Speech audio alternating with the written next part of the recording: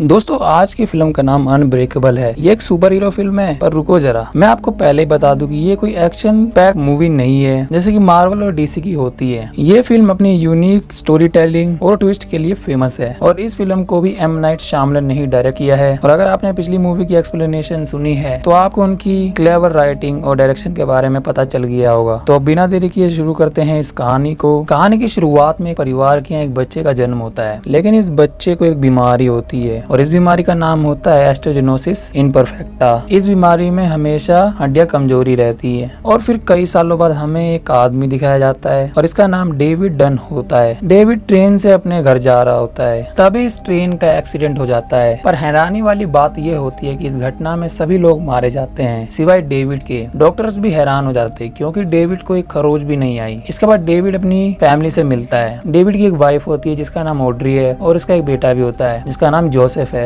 इस घटना के कई दिनों बाद हमें दिखाया जाता है कि जहाँ डेविड रहता है वहाँ के लोकल चर्च ने एक शोक समारोह रखा है उन सभी के लिए जो ट्रेन वाली घटना में मारे गए। डेविड भी इसमें शामिल होता है। डेविड को अपनी कार पर एक लिफाफा मिलता है जिस पर लिखा होता है कि आखिरी बार तुम कब बीमार पड़े थे। डेविड को भी याद नहीं कि आखिरी बार वो कब बीमार पड़ा था। हमें दिखाया जाता है कि डेविड सिक्योरिटी गार्ड की नौकरी करता है। वो कंपनी के एम्प्लॉय से पूछता है कि क्या वो चेक करके बता सकती है कि मैंने आखिरी बार कब बीमारी के लिए छुट्टी ली थी। इसके बाद हमें दिखाया जाता है कि डेविड का बॉस डेविड के पास आकर उससे कहता है कि कंपनी ने तुम्हारी सैलरी बढ़ा दी है। डेविड हैरान होता है कि अचानक ही कंपनी ने उसकी सैलरी क्यों बढ़ाई। डेविड का बॉस रीजन बताता है कि हमने चेक किया है कि तुमने आज तक एक भी छुट्टी नहीं ली है, इसीलिए तुम्हारी सैलरी को कंपनी ने बढ़ा दिया है। अब डेविड परेशान रहने लगता है कि आखिर मुझ में ऐसा क्या है कि मैं बीमारी नहीं पड़ता। डेविड अपनी वाइफ ऑड्री से भी पूछता है कि क्या तुम्हें याद है कि मैं आखिरी बार कब बीमार पड़ा था। ऑड्री भी कहती है कि सच कहूँ तो मुझे भी याद नहीं कि तुम आखिरी बार कब बीमार पड़े थे। इसके बाद हमें वो बच्चा दिखाया जाता है जिसे बचपन से एक बीमारी है। इसका नाम एलाइजा है। एलाइजा बाकी बच्चों की तरह बाहर नहीं खेल सकता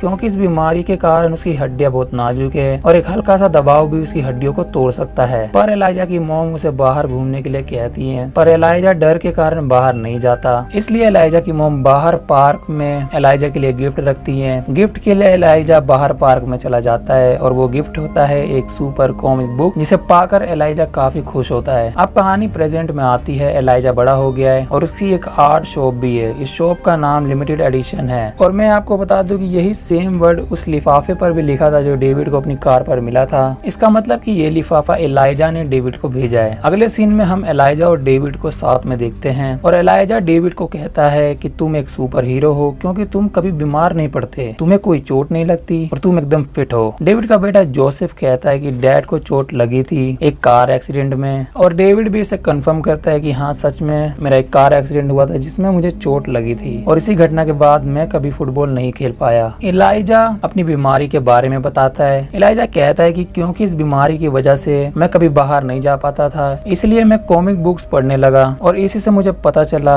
कि अगर कोई वीक इंसान है तो उसके अपोजिट एक स्ट्रॉन्ग पर्सन भी जरूर होगा जो मेरी तरह बीमार नहीं पड़ता, जिसे चोट नहीं लगती। एलाइजा ये भी बताता है कि मैंने कई सारी घटनाएं खुद देखी है, जैसे कि प्लेन क्रैश, एक होटल में आग लग जाना, लेकिन फिर मेरी नजर न्यूज़पेपर पे पड़ी जहाँ पर एक खबर थी कि एक पूरे ट्रेन क्रैश में सिर्फ एक ही आदमी बच पाया और बाकी सारे लोग मारे गए और उस आदमी को तो एक खरोच भी नहीं आई और वो हो तुम डेविड। डेविड को एलाइजा कोई सेल्समैन या फिर फ्रॉड लगता है और वो वहाँ से चला जाता है। पर हमें दिखाया जाता है कि जोसेफ के दिमाग में ये घर कर जाता है कि सच में उसके डैड के पास कोई ना कोई शक्ति है। अब रात हो जाती है और हमें दिखाया जाता है कि डेविड कुछ पुराने न्यूज़पेपर ढूंढ रहा होता है जिसमें उसके कार एक्सीडेंट के बारे में लिखा है। डेविड भी कंफ्यूज होने लगता है क्योंकि एलाइजा की बातें कहीं ना कहीं सही होती है, पर डेविड ये भी जानता है कि उसका तो कार एक्सीडेंट हुआ था जिसमें उसे चोट भी लगी थी। खैर नेक्स्ट डे एलाइजा डेविड से मिलने जाता है और मिलकर डेविड को कन्विंस करने लगता है। तभी डेविड की नजर एक आदमी पर पड़ती है और डेविड एलाइजा से कहता है कि जरूर इस आदमी के पास कोई सिल्वर गन है और ये कुछ न कुछ गड़बड़ करने यहाँ पर आया है। डेविड इससे पहले कि उसकी तलाश लेता वो आदमी वहाँ से चला जाता है। एलाइजा को लगता है कि जरूर ये डेविड की कोई दूसरी पावर है, इसलिए एलाइजा उस आदमी का पीछा करने लगता है और एलाइजा देखता है कि सचमुच उस आदमी के पास एक सिल्वर कलर की गन होती है और एलाइजा को पूरी तरह से यकीन हो जाता है कि डेविड के पास सच में शक्तियां हैं। पर तभी एलाइजा सीढ़ियों से नीचे गिर जाता है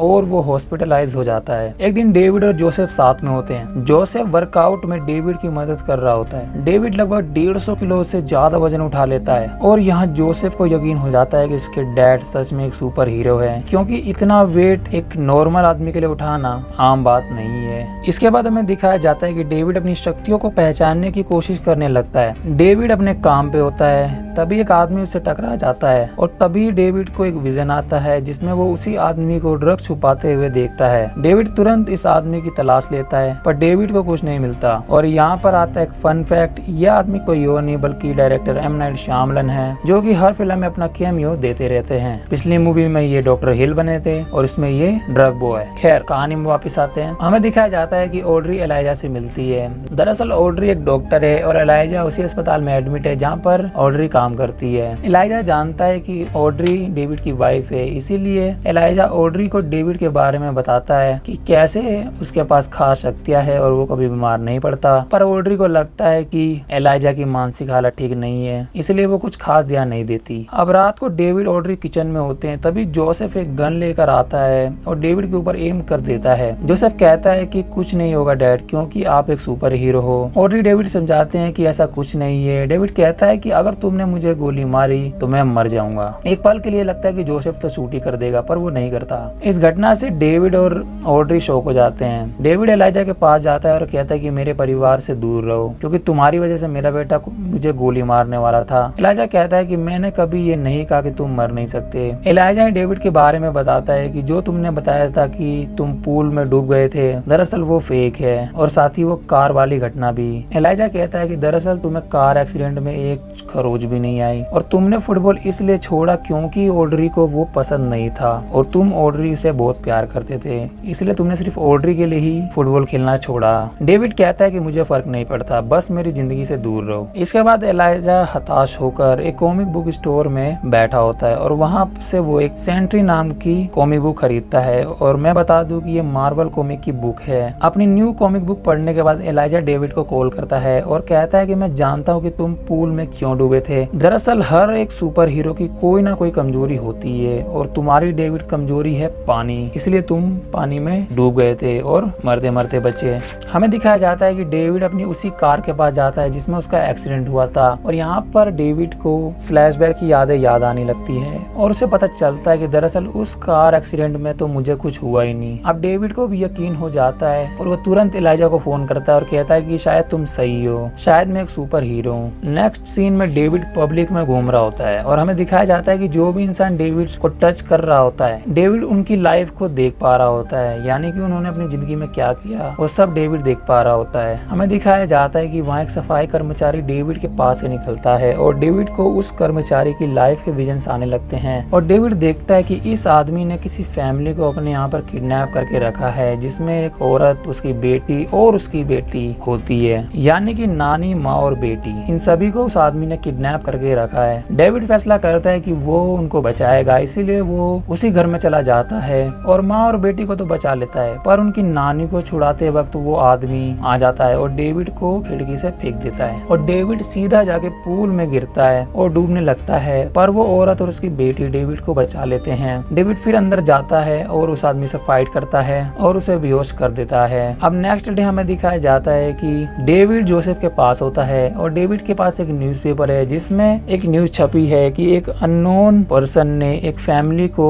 बचाया। डेविड जानता है कि ये मैं हूँ और ये बात वो जोसेफ को भी बताता है और उसे वो न्यूज़पेपर देता है। जोसेफ ये देखकर इमोशनल हो जाता है और रोने लगता है, पर डेविड उसे कहता है कि रोना मत, ये बात तुम्हारी मॉम को पता नहीं चलनी चाहिए। इसके बाद हमें एलाइजा दिखाया जाता है। अब एलाइजा ने एक कॉमिक बुक स्टोर ओपन किया है। डेविड भी यहाँ पर आता है। डेविड एलाइजा को शुक्रिया कहता है और ये दोनों फर्स्ट टाइम हैंडशेक करते हैं। तभी डेविड को एलाइजा की लाइफ के विजन्स आते हैं और यहाँ खुलता है इस पूरी मूवी का सबसे बड़ा राज। दोस्तों, अगर आपको याद हुआ कि एलाइजा ने कहा था कि उसने कई सारे एक्सीडेंट अपनी आंखों से देखे हैं, जैसे कि प्लेन क्रैश, होटल फायर और भी बहुत सारे, तो दरअसल ये एक्सीडेंट अपने आप ही नहीं हुए, बल्कि इनकी वजह एलाइजा है। एलाइजा की वजह से ही ये सारी घटनाएं घटी और साथ ही ये ट्रेन क्रैश जिसमें डेविड बच गया था, उसकी वजह भी एलाइजा ही था। एलाइजा यहाँ कहता है कि मैंने अपनी पूरी जिंदगी खुद को ढूंढने में निकाल दी कि आखिर आखिर मेरा वजूद इस दुनिया में क्या है। मुझे पता था कि मैं कितना कमजोर आदमी हूँ, इसलिए मैंने अपनी पूरी जिंदगी उस आदमी को ढूंढने में निकाल दिया जो बिल्कुल मेरे अपोजिट था, और वो तुम हो डेविड। मैंने फाइनली तुम्हें ढूंढ लिया। डेविड इलाइजा को कहता है कि ये तुमने क्या किया, तुम्हारी वजह से कितने सारे